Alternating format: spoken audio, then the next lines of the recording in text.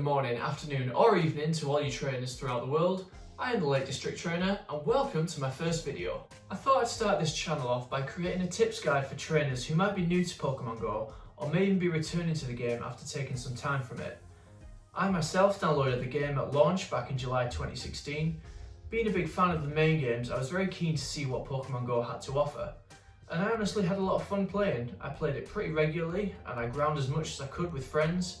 But then, for a few reasons, mainly related to the fact that back then the game was very bare bones and only the first generation were available at the time, I ended up playing less and less frequently and eventually I just stopped playing. Until around summer 2018, when a couple of my friends asked if I still played, and when I said no, they started telling me about how there's been a ton of new features added since launch and how I should consider reinstalling and giving the game another go. So I did. And now here I am in 2020 making YouTube videos about it.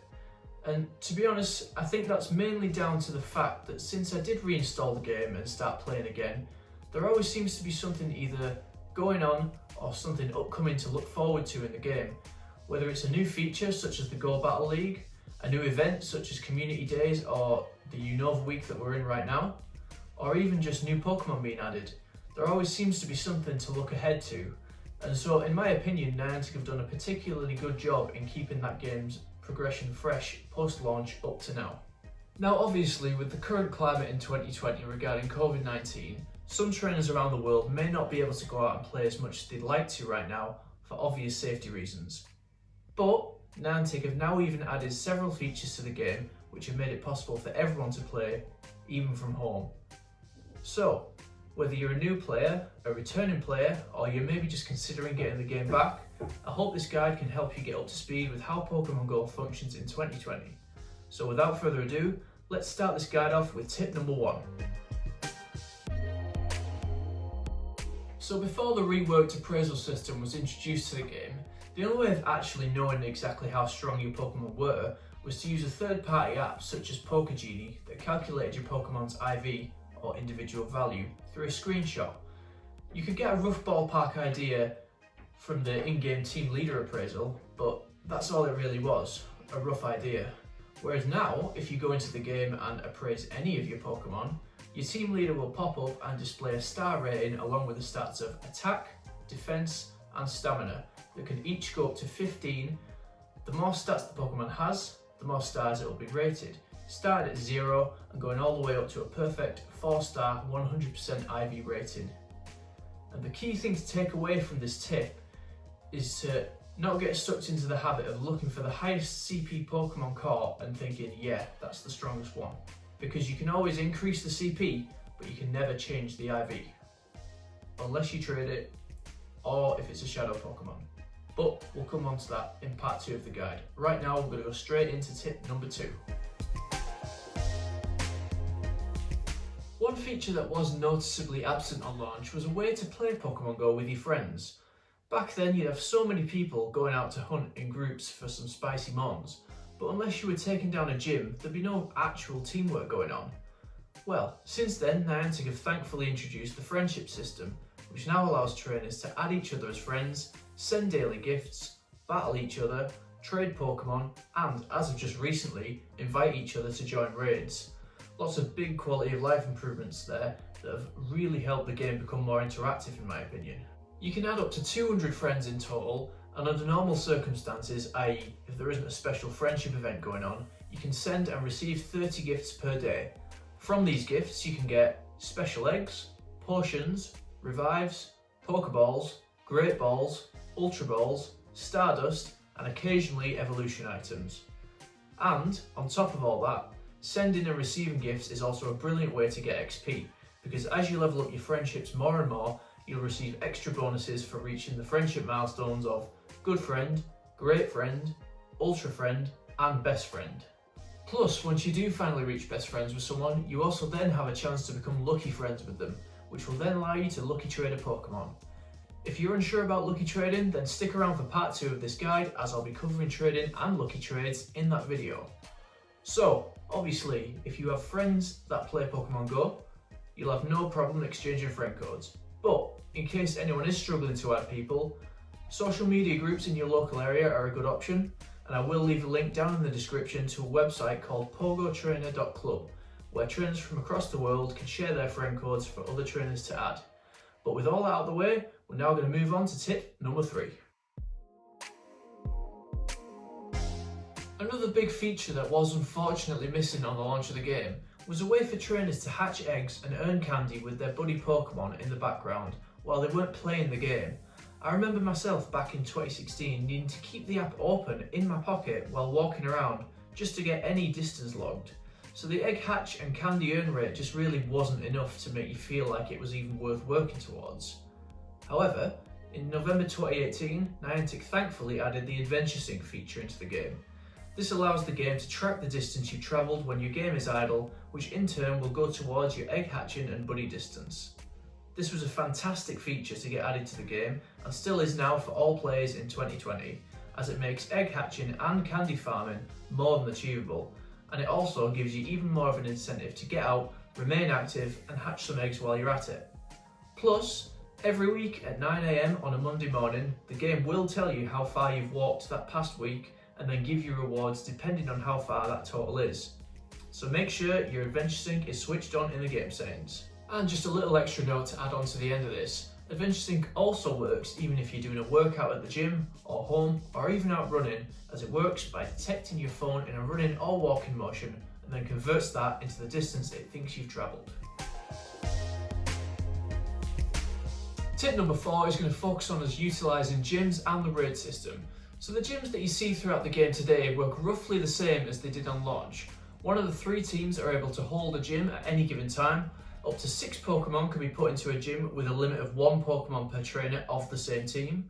And if you want to take over a gym of another team, you have to defeat all the Pokemon currently in that gym. You can also feed 10 berries every 30 minutes to all the Pokemon in a gym if the gym is your team's and in your vicinity, or if you have a Pokemon in that gym, you can feed them remotely.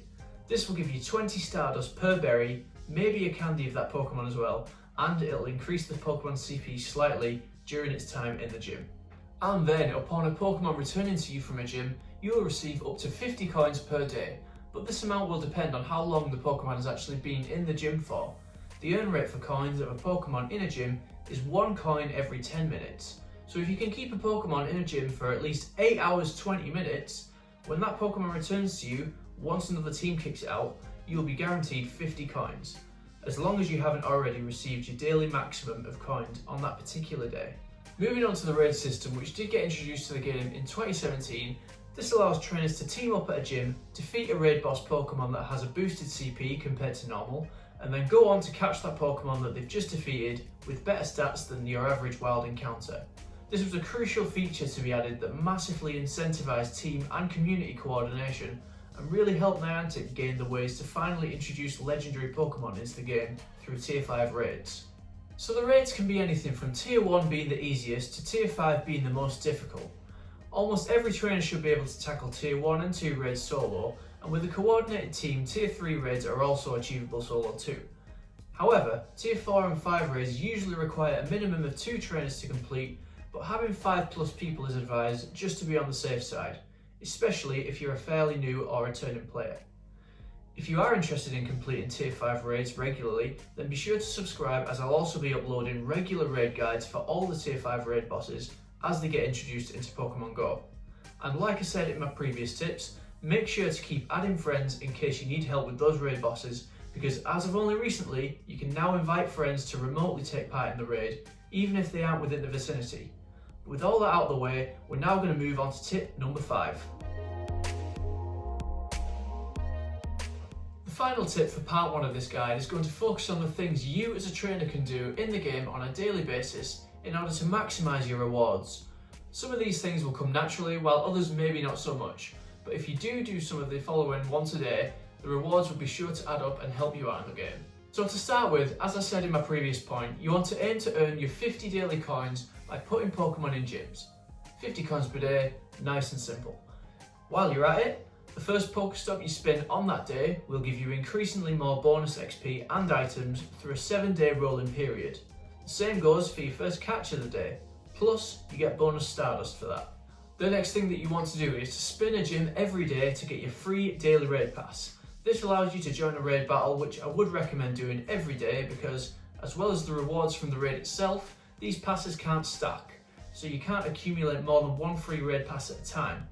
What you can do, however, is use your previous day's pass in a raid and then get another free pass straight after for the current day, which is a good trick to remember if you plan on doing multiple raids on one particular day, such as Tier 5 raid hour on a Wednesday. Next up for daily tasks, you can also train with the team leaders once a day and battle with a friend 3 times a day.